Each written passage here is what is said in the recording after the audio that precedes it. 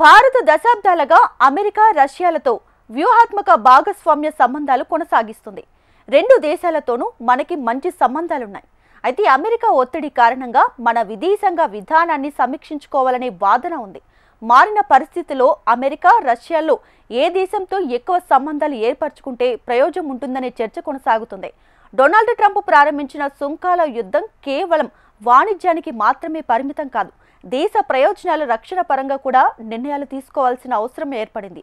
ఈ నేపథ్యంలో ఎవరు భారత్కి నిజమైన మిత్రుడు అనే ఆసక్తికర చర్చ మొదలైంది. రష్యా నుంచి చమురు కొనుగోలు చేస్తోందనే కారణంతో అమెరికా అధ్యక్షుడు డొనాల్డ్ ట్రంప్ భారత్పై అదనంగా 25% సుంకాన్ని విధించారు. అప్పటికే విధించిన 25% సుంకంతో కలిపి 50%కి చేరింది. 2024లో రష్యా నుంచి చైనా 5.47 లక్షల కోట్ల విలువైన చమురు కొనుగోలు చేసింది. భారత్ 4.6 లక్షల కోట్ల విలువైన చమురు కొనుగోలు చేసింది. అయినప్పటికీ అమెరికా చైనాపై అదనపు సుంకాలు వేయకుండా ఆచితూచి వ్యవహరిస్తోంది. అంటే సమస్య ఇదొకటే కాదు, ఇతరత్రా అంశాలు కూడా ఉన్నాయని అర్థమవుతోంది. ప్రస్తుతం చమురు విషయాన్ని అమెరికా ప్రస్తావిస్తోంది.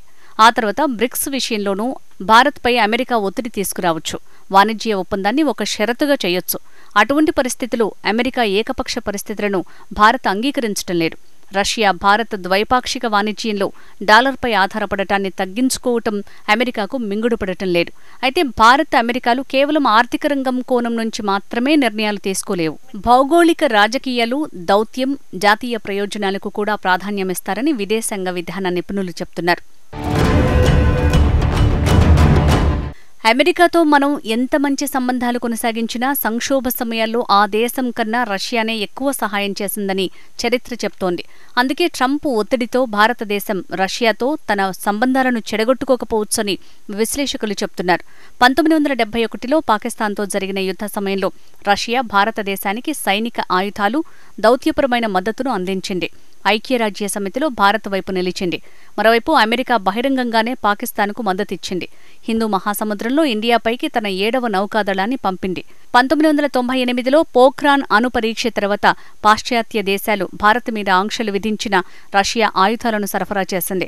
రష్యా నుంచి భారత్ ఎంతకాలం తక్కువ ధరకు చమురు కొనుగోలు చేస్తుందనేది ఇక్కడ అప్రస్తుతం.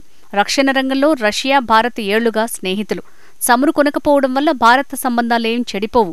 ఈ కారణంగా రష్యా, అమెరికాల మధ్య భారత సమతుల్యతను కొనసాగించాలని చెప్తున్నారు.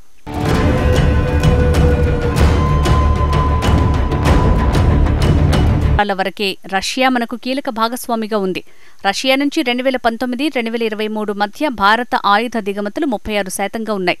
భారత్ రష్యా మధ్య 2021-22లో కేవలం 1.13 లక్షల కోట్లు ఉన్న ద్వైపాక్షిక వాణిజ్యం 2024-25 ఆర్థిక సంవత్సరంలో 5.9 లక్షల కోట్లకు పెరిగింది. భారత్ తన మొత్తం చమురు అవసరాల్లో దాదాపు 88% దిగుమతి ద్వారానే భర్తీ చేసుకుంటోంది. రష్యా నుంచి చమురు కొనుగోలు ద్వారా మన దేశం ఏటా దాదాపు 87,000 కోట్ల రూపాయల వరకు ఆదా చేస్తోందని చెప్తున్నారు. ఉక్రెయిన్ యుద్ధం తర్వాత పాశ్చాత్య దేశాలు రష్యాపై ఆంక్షలు విధించాయి.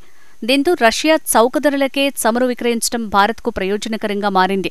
వాణిజ్య మంత్రిత్వ శాఖ సమాచారం ప్రకారం 2024-25 ఆర్థిక సంవత్సరంలో భారత్ మొత్తం చమురు దిగుమతుల్లో దాదాపు 35% రష్యా నుంచి వచ్చాయి. 2018లో ఇది 1.3% మాత్రమే. ఇటీవలి కాలంలో రష్యా నుంచి తక్కువ ధరకు దిగుమతి చేసుకుంటున్న ముడి చమురు మన ఆర్థిక వ్యవస్థకు భారీ ఉపశమనం కలిగించాయి. రష్యా నుంచి భారత్ చౌకగా చమురును కొనుగోలు చేసి ఏటా దాదాపు 87,000 కోట్ల రూపాయల వరకు ఆదా చేస్తోందని చెప్తున్నారు.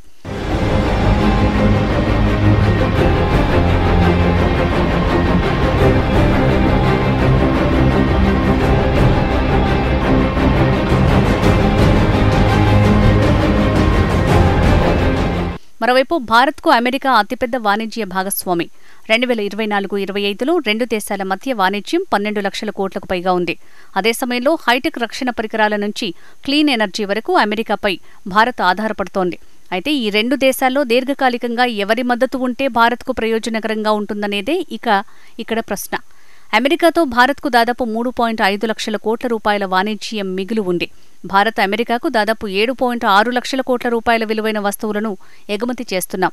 అమెరికా అధ్యక్షుడు 50% సుంకం కొనసాగిస్తే భారత్ నుంచి దాదాపు 4.37 లక్షల కోట్ల రూపాయల విలువ చేసే ఎగుమతులు తగ్గొచ్చు.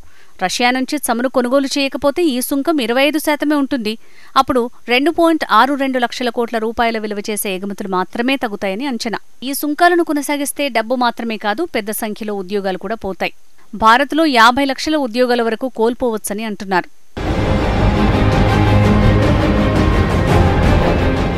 జనాభాపరంగా భారత్ ప్రపంచంలోనే అతిపెద్ద దేశం. వేగంగా అభివృద్ధి చెందుతోంది. నిజానికి అగ్రరాజ్యానికి చైనా అతిపెద్ద సవాల్గా నిలిచింది.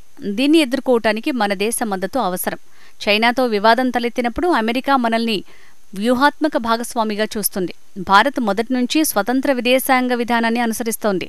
భారత్ తన ఆధిపత్యాన్ని అంగీకరించాలని ట్రంప్ చేస్తున్న ప్రయత్నాలు సఫలీకృతం కాలేదు. రష్యాతో అనుబంధాన్ని సాకుగా చూపి భారత్ను లొంగదీసుకోవాలని ట్రంప్ భావిస్తే అది ఆయన తెలివితక్కువతనమే అవుతుంది. భారత్కు అమెరికా ఎంత ముఖ్యమో అమెరికాకు భారత్ అంతే ముఖ్యం. భారత మార్కెట్ అమెరికాకు చాలా పెద్దది. 2030 నాటికి ద్వైపాక్షిక వాణిజ్యాన్ని 43.7 లక్షల కోట్లకు తీసుకువెళ్లాలని రెండు దేశాలు లక్ష్యంగా పెట్టుకున్నాయి. అమెరికా కార్పొరేట్ లాబీ కూడా సుంకానికి వ్యతిరేకంగా ట్రంప్పై ఒత్తిడి తెస్తోంది. ట్రంప్ సొంత పార్టీ రిపబ్లికన్ నాయకులు కూడా ఆయన తీసుకున్న నిర్ణయాన్ని వ్యతిరేకిస్తున్నారు. అందుకే ఈ సుంకాల భారం ఎక్కువ కాలం ఉండకపోవచ్చు.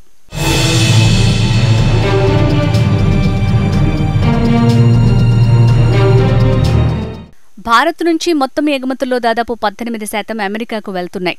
మన దేశం విదేశీ వర్తకం విషయంలో ఎప్పటికీ ఒకే దేశం మీద ఆధారపడరాదని నిపుణులు చెప్తున్నారు. అమెరికాతో పాటు ఇతర దేశాలతో కూడా వాణిజ్య సంబంధాలను బలోపేతం చేసుకోవాలి. మన దేశం నుంచి ఏటా 25,000 కోట్ల విలువైన ఆక్వా ఉత్పత్తులు అమెరికాకు వెళ్తున్నాయి. ఇది 40%గా ఉంది. ప్రస్తుతం మన దేశం బ్రిటన్తో కూడా స్వేచ్ఛా వాణిజ్యం ఒప్పందంపై సంతకం చేసింది. దీంతో ఆ దేశానికి కూడా పంపుకోవచ్చు. అయితే ఇదంత సులభం కాదు. అమెరికా ప్రపంచంలోనే పెద్ద మార్కెట్. అలాంటి మార్కెట్ని కనుగొనడం కష్టమంటున్నారు నిపుణులు. అలాగే కొత్త మార్కెట్లను అన్వేషిస్తూ చిన్న వ్యాపారులకు కూడా మద్దతివ్వాలి. తద్వారా మేక్ ఇన్ ఇండియాను బలోపేతం చేయొచ్చు. దీంతో విదేశాలపై మనం ఆధారపడటం తగ్గుతుంది.